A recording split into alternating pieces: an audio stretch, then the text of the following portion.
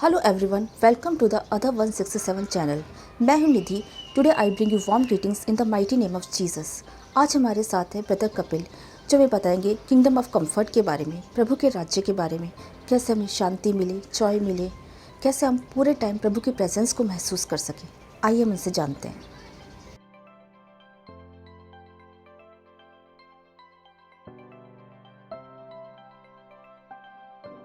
नमस्कार दोस्तों, कैसे हो सब। आप सभी का स्वागत है द अदर 167 में और उम्मीद है आप सब मज़े में हो, अच्छे हो और इस नए साल में सभी को बहुत बहुत शुभकामनाएं।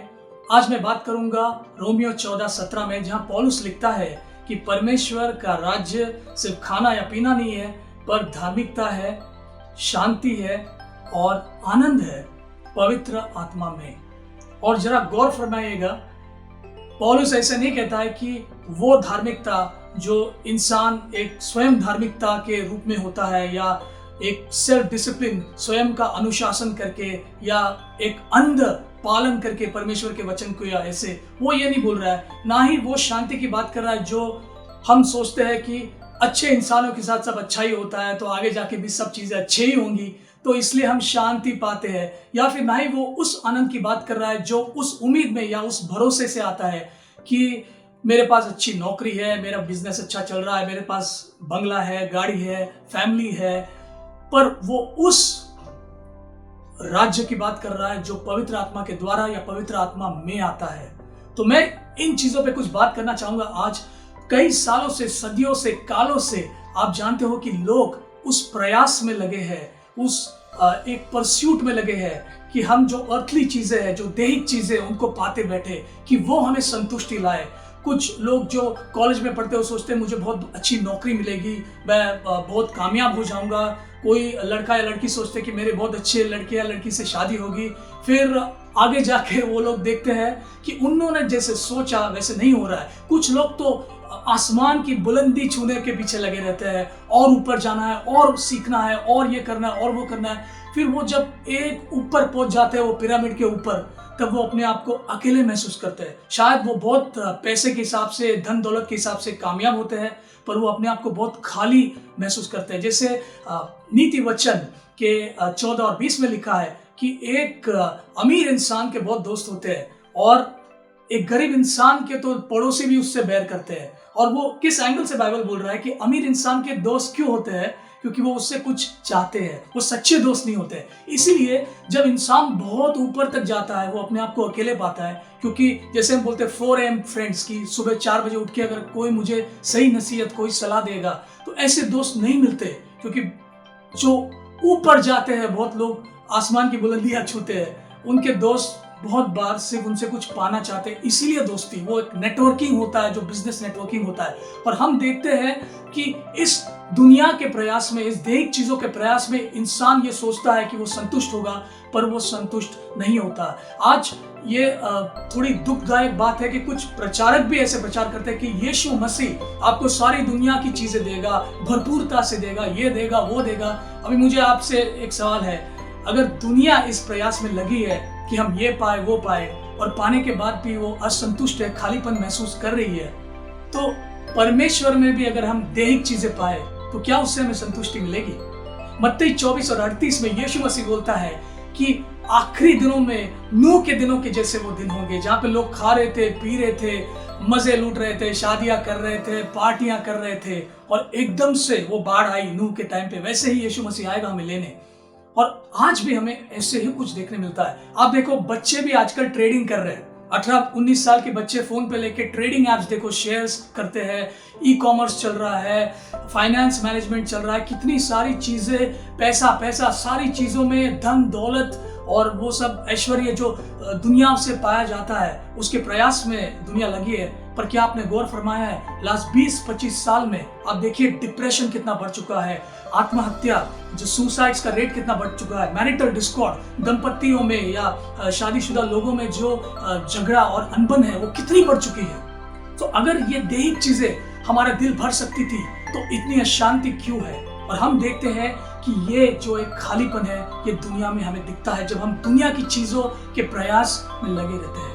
और ये इसलिए है क्योंकि जो इंसान इन चीजों का प्रयास करता है, परस्यूट करता है, इन्हें पाना चाहता है, वो एक्चुअली खुद का राजा होता है। उसके दिल में वो ही राजा होता है, तो वो अपने राज्य को बसाने को चला होता है। इसीलिए उसके साथ ये होता है। सबोपदेशक 2 और उसके 8 से 11 में सुलेमान जिसकी मतलब जो हम बोलते हैं शोहरत, प्रॉस्पेरिटी बोलिए या स्प्लेंडर बोलिए, उसकी जो नजाकत थी, उसकी जो फेम थी, उसके जैसा कोई राजा नहीं बना। वो राजा बोलता है कि मैंने सारी चीजें इकट्ठा की, चांदी, सोना, दास दासियां, बगीचे, दाग के बगीचे और स्विमिंग पूल्स और पता नहीं क्या क्या महले बनाए और सागवानी लकड़ियों की चीजें बनाई। सारी चीजें पाने के बाद वो आखिर में वचन 11 में बोलता है कि फिर भी मैंने जाना कि ये व्यर्थ था। वो जो वचन यूज किया गया हेवल, जो वचन है, उसका मतलब होता है जैसे धुआं में आप हाथ डालो तो कुछ नहीं है।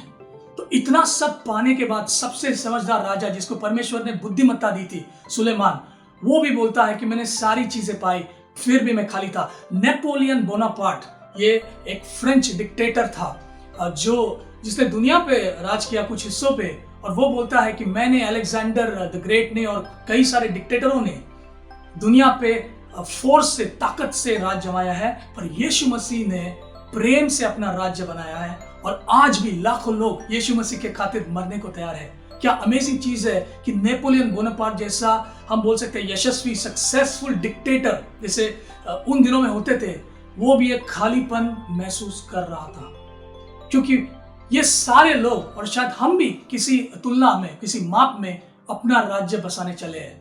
पर जब यीशु मसीह के पास हम आते हैं तो यीशु मसीह हमारे दिल में, हमारे दिल के सिंहासन पे वो स्थान ग्रहण करता है और वो राजा बन जाता है, और फिर उसका राज्य चालू होता है। इसीलिए परमेश्वर का जो राज्य है वो इस दुनिया के राज्य के विपरीत है, एकदम ऑपोजिट है, विरुद्ध है, वो बहुत अलग है।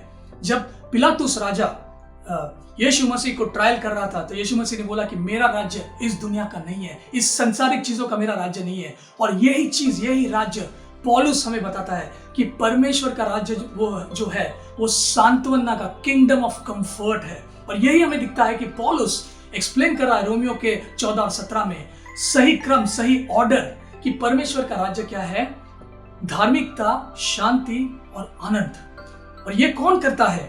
पवित्र आत्मा करता है। यीशु मसीह ने कहा यूहन्ना 14:16 में कि मैं तुम्हें एक अलग पर्सनालिटी दूंगा, एक अलग कंफर्टर दूंगा, सांत्वना देने वाला दूंगा, जिसे पवित्र आत्मा कहते हैं, जो आपके साथ हमेशा रहेगा। कुछ लोग बोलते हैं कि हम अभिषेक खो सकते हैं, अनॉइंटिंग खो सकते हैं, पवित्र आत्मा हमसे जा सकता है, पर यीशु ने कहा वो आपके साथ हमेशा रहेगा। अगर आप मुझे दिल में बसाओ तो पवित्र आत्मा आपको कभी नहीं छोड़ेगा। और ये खूबसूरत चीज है कि यही पवित्र आत्मा जो हमें बसता है, यीशु ने कहा वो उसके वचनों को याद दिलाता है। और वो क्या याद दिलाता है? पहली चीज तो कि आप और मैं परमेश्वर के साथ सही है, धर्मी है, राइटियस है। क्यों? क्योंकि यीशु मसीह का लहू हमारे ऊपर है, वो हमें धोता है सारे अधर्म से, और उसकी धार्मिकता हमारे ऊपर है। ये नहीं है कि हम अपनी धार्मिकता बसाने चले हैं, अपने सेल्फ डिसिप्लिन या गॉड के वचन को ओबे करके, पर यीशु की धार्मिकता हमारे ऊपर है। और जब ये पवित्र आत्मा हमें घड़ी घड़ी बताते रहता है तो हमारे हृदय में एक शांति आती है, हम परमेश्वर के साथ एक शांति पाते हैं। हमको याद आता है कि हम परमेश्वर के विरुद्ध नहीं है, पर परमेश्वर हमारे साथ है। और इस शांति के द्वारा हमें एक आनंद आता है, उस उम्मीद में कि हम परमेश्वर के साथ हमेशा स्वर्ग में बसेंगे, रहेंगे, निवास करेंगे। और यही मैं आपको कहना चाहता हूँ कि आइए आज इस राज्य में आगे बढ़े, क्योंकि पवित्र आत्मा आप में और हम में है, और वो हमें से चाहता है कि हम इस राज्य में आगे जाए, ना कि उस खाने पीने दुनिया के राज्य में जिससे खालीपन महसूस होता है। सुलेमान ने महसूस किया, नेपोलियन ने महसूस किया, सॉल एक राजा था, उसने महसूस किया, और कितने बड़े बड़े लोगों ने महसूस किया है। पर आज हमें परमेश्वर के राज्य में आगे बढ़ना है, क्योंकि उसका राज्य सांत्वना का, कंफर्ट का राज्य है, जो उसके धार्मिकता के द्वारा हमें शांति लाता है और आनंद लाता है। परमेश्वर आप सभी को आशीष दे, और आपके समय के लिए बहुत बहुत धन्यवाद। God bless you.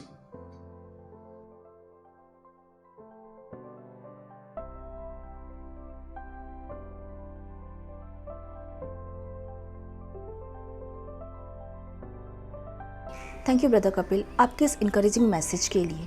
कितना सही है, हम लोग हमेशा मटेरियलिस्टिक थिंग्स के पीछे भागते रहते हैं, और ड्रीम्स डिज़ायर्स को फुलफ़िल करने के लिए स्ट्रगल करते हैं, फिर भी खुश नहीं रहते, क्योंकि हमें चाहिए शांति, पीस, जॉय, और वो है प्रभु में, प्रभु के किंगडम में। क्योंकि लिखा है, तुम सबसे पहले प्रभु के राज्य की खोज करो, ये सब चीज़ें तुम्हें यूँ ही मिल जाएगी। प्रभु मेरा चरवाहा है, मुझे किसी बात की कमी नहीं। आपको यदि हमारा वीडियो पसंद आया तो इसे लाइक कीजिए, शेयर कीजिए, हमारे इस चैनल को सब्सक्राइब कीजिए। आप हमें फॉलो कर सकते हैं इंस्टाग्राम पर, फेसबुक पर, और आप चाहें तो हमें कुछ लिखकर भेज सकते हैं ईमेल के ज़रिए।